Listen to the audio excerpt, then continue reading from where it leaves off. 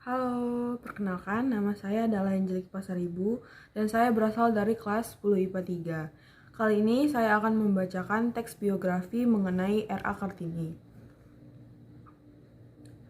R.A. Kartini lahir pada tanggal 21 April tahun 1879 di kota Jepara.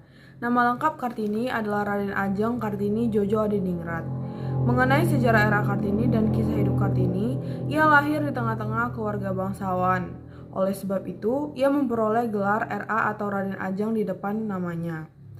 Gelar itu sendiri dipergunakan oleh Kartini sebelum ia menikah.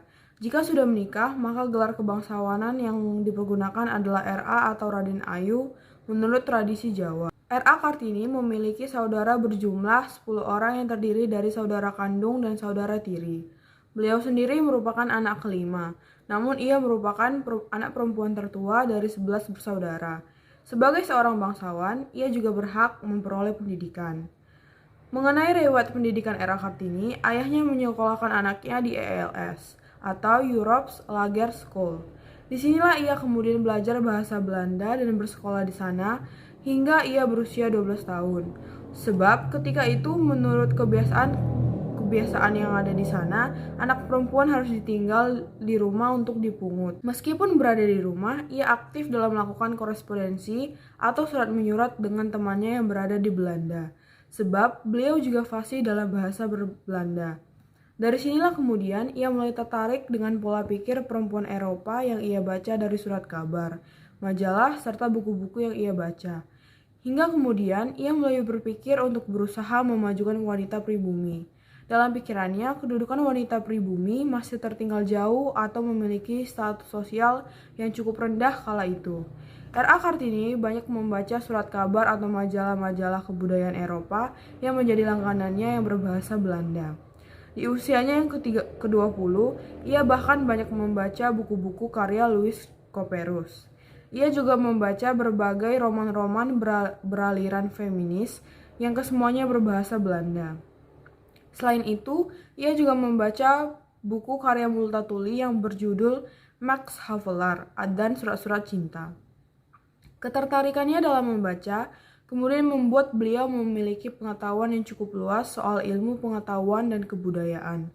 R.A. Kartini memberi perhatian khusus pada masalah emansipasi wanita, melihat perbandingan antara wanita Eropa dan wanita pribumi. Selain itu, ia juga menaruh perhatian pada masalah sosial yang terjadi. Menurutnya, seorang wanita perlu memperoleh persamaan, kebebasan, otonomi, serta kesetaraan hukum. Surat-surat yang Kartini tulis lebih banyak berupa keluhan-keluhan mengenai kondisi wanita pribumi. Ia melihat contoh kebudayaan Jawa yang ketika itu lebih banyak menghambat kemajuan dari perempuan pribumi ketika itu. Sejarah mengatakan bahwa Kartini diizinkan oleh ayahnya untuk menjadi seorang guru sesuai dengan cita-cita. Namun, ia dilarang untuk melanjutkan studinya untuk belajar di Batavia ataupun ke negeri Belanda.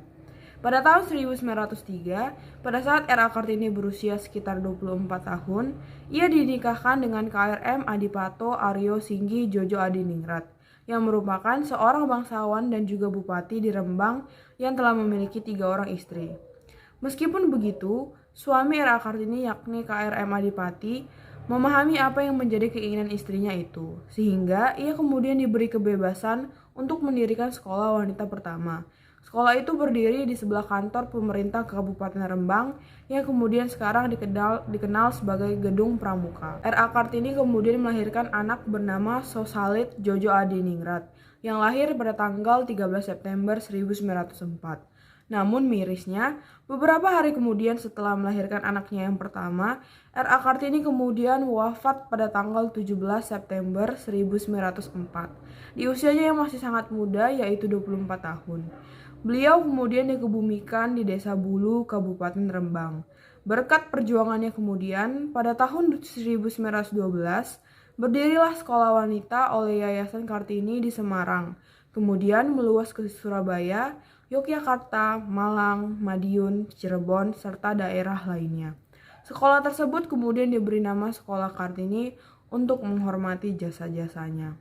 Tokoh R.A. Kartini memberikan banyak pelajaran hidup bagi kita yang membaca kisah hidupnya.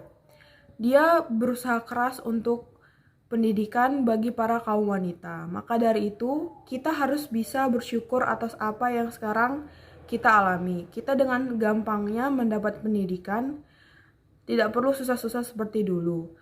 Maka dari itu, untuk menghormati jasa dari tokoh R.A. Kartini, kita harus semangat belajar dan juga rajin belajar dan juga membanggakan orang tua kita. Sekian dan terima kasih.